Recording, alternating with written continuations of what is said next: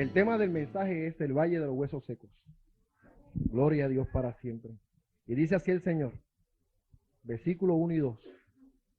La mano de Jehová vino sobre mí y me llevó en el espíritu de Jehová y me puso en medio de un valle que estaba lleno de huesos y me hizo pasar cerca de ellos por todo en derredor. Y aquí que eran muchísimos sobre la faz del campo y por cierto secos en gran manera.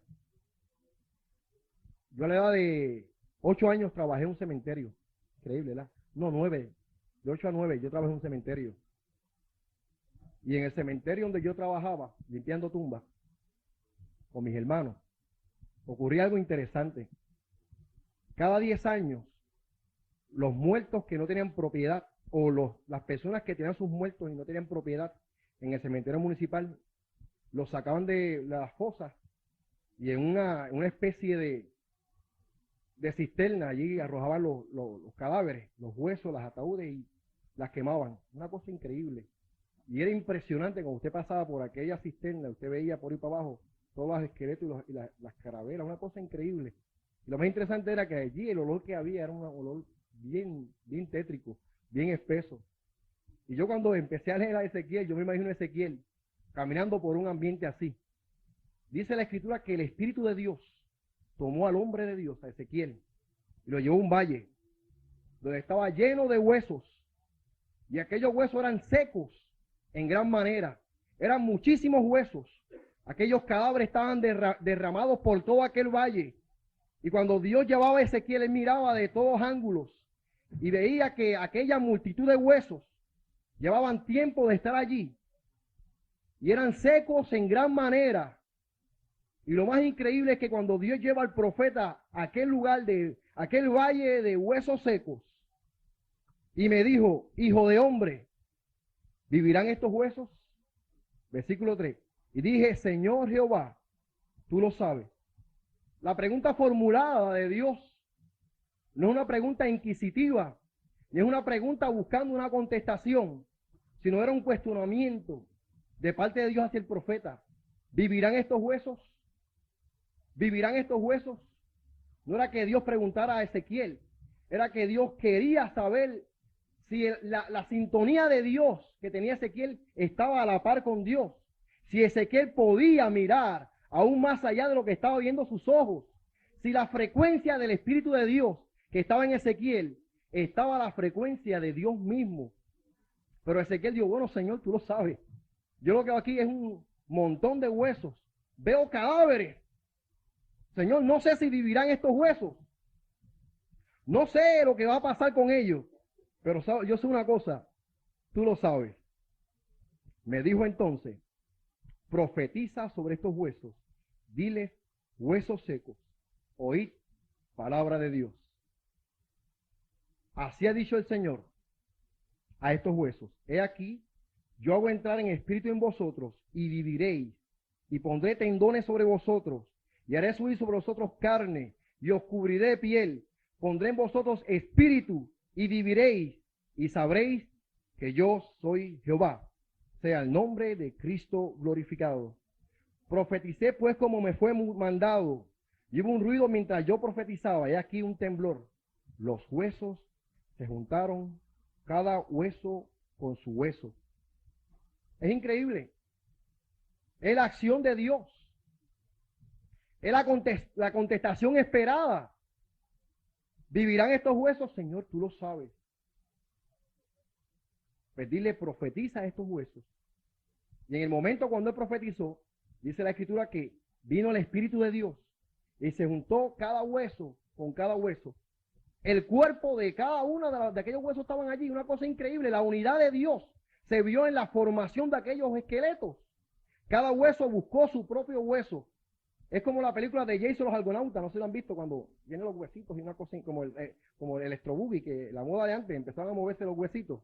Una cosa interesante. En ese momento, yo creo que, porque esta acción de Dios fue tremenda. Los huesos se ubicaron, formaron un cuerpo, tenían apariencia. La piel y la carne empezaron a subir sobre estos huesos. Aparentemente aquellos cadáveres tenían imagen, aquellos cadáveres tenían identidad, aquellos cadáveres se convirtieron en uno. Pero había algo bien importante, hermana Blanca, hermana Sori, que aquellos cadáveres, aquellos cuerpos, le faltaba algo, le faltaba el Espíritu de Dios.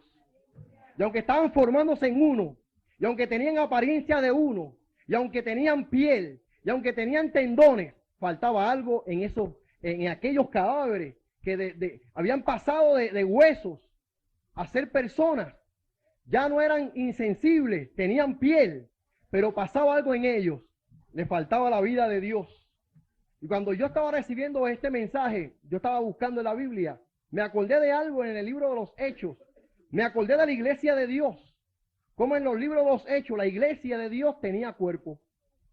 Como la iglesia de Dios tenía liderato. Como la iglesia de Dios tenía visión. La iglesia estaba formalizada. La iglesia tenía movilidad, pero le faltaba algo, le faltaba vida. Y no fue cuando vino el Espíritu Santo en el libro de Hechos, capítulo 2, donde aquel cuerpo que tenía identidad, donde aquel cuerpo que tenía movilidad, donde aquel cuerpo que tenía liderato, recibió el poder de Dios, cuando aquel cuerpo se pudo levantar y pudo proclamar al mundo la vida de Dios. Sea el nombre de Cristo glorificado. Sea el nombre de Cristo glorificado. Era el poder creativo de Dios.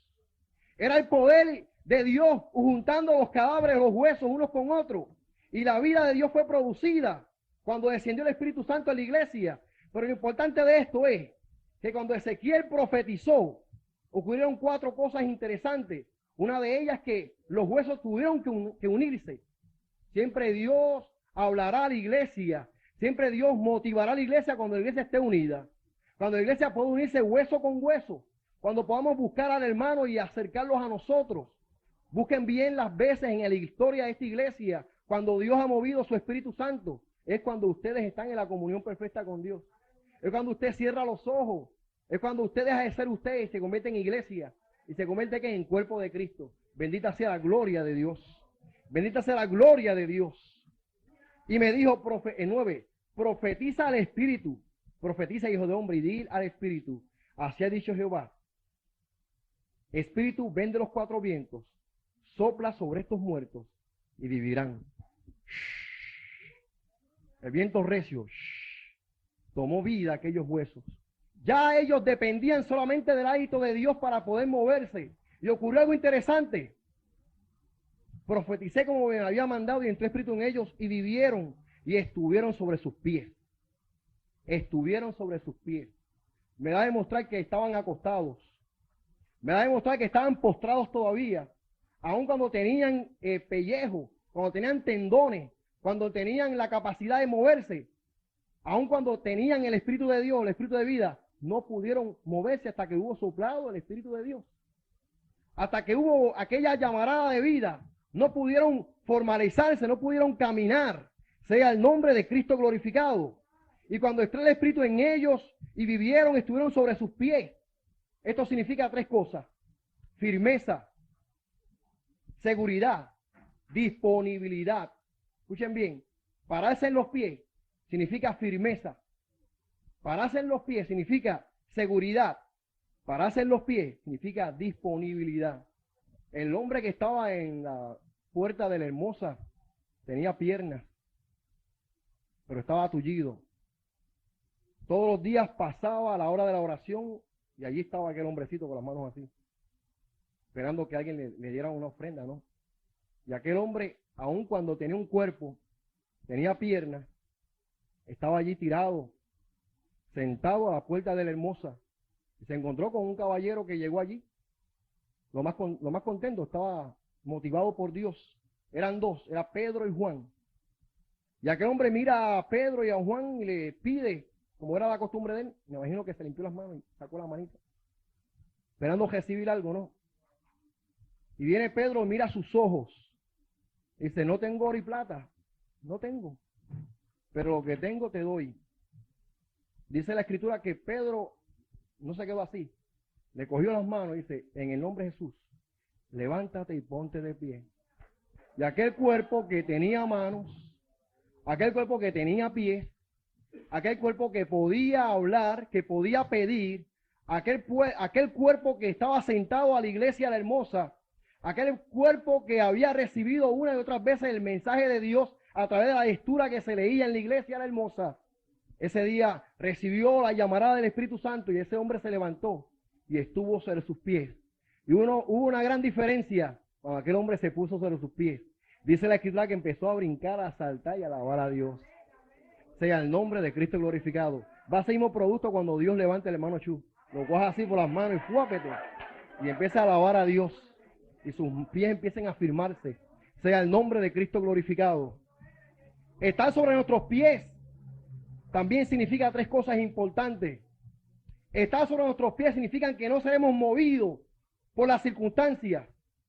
Estar sobre nuestros pies significa que no seremos movidos por las emociones. Estar parados sobre nuestros pies significa que no seremos movidos por las adversidades. Aun cuando podamos mover, estas cosas no nos moverán a nosotros. Dice la Escritura en el Salmo 125, que los que confían en Jehová serán como el monte de Sión, que se mantendrán en pie y no repararán. Sea el nombre de Cristo glorificado. Y aunque estén en pie y puedan moverse, no van a moverse a menos que el Espíritu Santo los mueva. Sea el nombre de Cristo glorificado. A menos que tengan disponibilidad, a menos que tengan seguridad, a menos que tengan confianza para hacer la obra de Dios. Bendita sea la gloria de Cristo. Bendita sea la gloria de Dios. En el verso 12 dice así el Señor: por tanto profetiza y diles, así ha dicho Jehová el Señor. He aquí yo abro vuestros sepulcros por lo mío, y os haré subir de vuestra sepultura, y os traeré a la tierra de Israel. Qué grande es Dios. Esta profecía que Dios le da a este hombre, Ezequiel, tiene dos connotaciones, porque tiene su connotación histórica. Las personas que están estudiando en el instituto saben, conforme al contexto histórico, lo que esto significa. Una profecía nacional, un profeta de Dios, era profeta de Dios por dos cualidades. Primero, tenía que profetizar una profecía nacional, que el pueblo pudiera ver con sus propios ojos el cumplimiento de aquella profecía, para luego decir otra profecía de cumplimiento profético. Todos los profetas de la Escritura pasaron por ese sedazo, tuvieron que profetizar un acontecimiento nacional. Isaías, Jeremías, todos profetizaron un acontecimiento nacional. Aun cuando el pueblo de Israel estaba cautivo en Babilonia, una cautividad provechosa, porque el pueblo de Dios tuvo que aprender la purificación por medio de la esclavitud. Un pueblo que fue cautivo y liberado tuvo que pasar de nuevo por el proceso de ser cautivo para ser liberado. Es increíble, pero es el propósito de Dios. A veces nosotros creemos que cuando somos liberados es para estar por ahí brincando y saltando o calentando un banco, pero a veces Dios permite que vengan las cosas bien difíciles para que te puedas levantar y puedas mirar atrás de dónde te sacó el Señor. Bendita sea la gloria de Dios. Israel le dijo a Moisés, habían mejores tumbas allá en Egipto, que me entierren con los faraones, porque aquí en este desierto no hay tumbas para nosotros. Dios le dice a Israel: conocerán que soy Dios cuando abra vuestra sepultura. El momento histórico era que Israel estaba siendo sepultado en Babilonia. Estaban perdiendo la esperanza. En el versículo 11, si no me equivoco, dice en esta palabra: nuestros huesos se secaron, pereció nuestra esperanza, somos del todo destruidos. Es una declaración derrotista de un pueblo, una declaración asimilista. Mira, fuimos destrozados, fuimos apresados, perdimos la esperanza, vamos a morir. Y es por eso que Dios dice: no van a morir, voy a abrir vuestra sepultura. La sepultura era el cautiverio babilónico. Dios va a sacarlo de la tumba, lo sacó de Babilonia. Y Ezequiel, cuando profetizó esta palabra, Israel estaba en Babilonia. Pero Ezequiel vio el cumplimiento cuando el rey Ciro le abrió las puertas al pueblo de Dios y volvieron a su patria, sea el nombre de Cristo glorificado. Y se cumplió literalmente esta profecía: os sacaré de vuestra sepultura a Babilonia y os llevaré a la tierra de Israel. Bendita sea la gloria de Dios. Bendita sea la gloria de Dios. Se cumplió literalmente una de las profecías en torno al pueblo de Dios. Pero también esta profecía tiene una connotación profética para nuestras vidas. Conocerán que yo soy Dios cuando abra vuestras sepulturas, cuando saque de las tumbas y los llame con voz de ángel, con trompeta de Dios, y los muertos en Cristo resucitarán primero. Luego nosotros, los que vivimos, seremos arrebatados juntamente con ellos Y así estaremos siempre con el Señor Jesús. Sea el nombre de Cristo glorificado. Una profecía que esperamos el cumplimiento en esta misma noche. No hay que esperar que Israel venga y establezca, mira, hoy mismo que aparezca el Señor. Mira, Pablo esperaba el rapto en su época. Pablo esperaba esa misma noche que él se fuera con el Señor. Porque él dice, y los que hayamos quedado, Pablo se contaba con los que iban a ser raptados. Pablo dice en la palabra de Dios, en el libro de Romanos, que la creación gime a una. En el libro de Romanos capítulo 8, 19 al 21. Dice la escritura en el libro de Romanos 8, 19 al 21. Que el mundo está esperando la manifestación de los hijos de Dios. Y la tierra gime a una, esperando ¿qué? Lo que usted y yo estamos esperando. Lo que dice el libro de Ezequiel. Conocerán que yo soy Dios cuando abra vuestra sepultura y os saque a la tierra que tienen por heredar. La tierra está esperando el movimiento de Dios. ¿Por qué? Porque la tierra ha sufrido. Como dije al principio, fue una noche amarga aquella noche cuando una piedra estaba obstaculizando la esperanza de nosotros. Aquella noche fue difícil para la misma tierra. La tierra sintió el peso. Ese día las mariposas no pudieron salir. La noche fue tétrica. Las estrellas no dieron su resplandor. Un manto de oscuridad forró el Gólgota. Era como si Dios también estuviera planeando de que el hombre no viera lo que estaba ocurriendo con el Hijo de Dios, donde su cuerpo fue desfigurado por el látigo de Roma, donde todas las enfermedades en ese momento entraron sobre el cuerpo de Jesús, donde todas las enfermedades, artritis, leucemia, sida, 5.001 enfermedades reconocidas, entraron en el cuerpo del gran maestro. En ese momento Dios tuvo que opacar todo para que nadie viera lo que ocurrió con el Hijo de Dios. Dice el profeta Isaías, no había hermosura en él para que le miremos. No había hermosura en él para que deseemos. La tierra misma sufrió los abates de lo que era aquella noche triste. Pero la tierra está esperando algo hermoso. Algo hermoso es cuando la tierra sea una de nuevo. Cuando la tierra sea regenerada. Y eso va a ocurrir cuando venga el rapto. Porque la tierra va a sufrir. Y en el día en que Dios establezca su reino sobre la tierra volverá a ser la tierra que fluya leche y miel en el día del milenio. Sea el nombre de Cristo glorificado. Sea el nombre de Cristo glorificado. Y sabrán que yo soy Jehová cuando abra vuestros sepulcros. Hay una insinuación de parte de Dios en estos versículos. Hay una insinuación de parte de Dios que nos demuestran dos cosas. Una es que antes del rapto, antes de que venga lo que estamos esperando, Dios va a levantar una ola de avivamiento sobre la tierra. Antes de que suene la trompeta, Dios, y estamos recibiendo las primicias ahora, Dios va a mandar la lluvia tardía. Dios tiene que madurar los frutos. ¿Y cómo van a ser madurados? Cuando venga el Espíritu Santo sobre vosotros. Cuando venga ese avivamiento que lo estamos esperando para que la iglesia de Dios sea preparada. En estos momentos, si la iglesia de Dios sufriera por el proceso de rapto, muchos se van a quedar, no están preparados, muchos no le creen a Dios. Mira, Dios no sana un muerto porque se caen 10 del susto. ¿Sabes? Mucha gente no le creen a Dios. Muchas dicen, me voy con Dios, pero no están preparados. Dios tiene que preparar a la iglesia, ¿cómo? Con avivamiento. Donde los niñitos, como aquel niño, empiecen a avanzar y a hablar lengua. Donde los enfermos empiecen a caminar. Donde el cojo suelte el bastón. Donde el mudo suelte la lengua. Donde los hermanos sensibles a Dios pongan las manos sobre los enfermos y caigan patas arriba sanados. Donde las personas humildes sean levantadas por Dios. Donde los huesos secos de las iglesias se levanten y hagan obra de Dios. Sea el nombre de Cristo glorificado. Sea el nombre de Cristo glorificado. Porque si Dios el poderoso convirtió un hueso en ejército, puede hacer un ejército de huesos, sean poderosos para Dios. Sea el nombre de Cristo glorificado. Sea el nombre de Cristo glorificado. Dice la Biblia que el Dios es el Dios de las oportunidades. Cuando Israel dijo, hemos perdido nuestra esperanza, moriremos aquí en Babilonia, Dios les abrió una puerta de esperanza, una puerta de victoria. Dios usó a un rey llamado Ciro para que el pueblo de Dios estableciera su iglesia, estableciera su templo en Jerusalén. Y antes de que ocurra lo que ocurra, quiero decirle a la iglesia que nuestra esperanza no está en un caballo, no está en un carro, no está en unas 936, no está en un plebiscito que se acerca en el mes de noviembre. Nuestra esperanza está debajo de la cruz del Calvario. Sea el nombre de Cristo glorificado. La esperanza de Dios no está en Estados Unidos, porque Estados Unidos algún día va a pasar por el sedazo de Dios.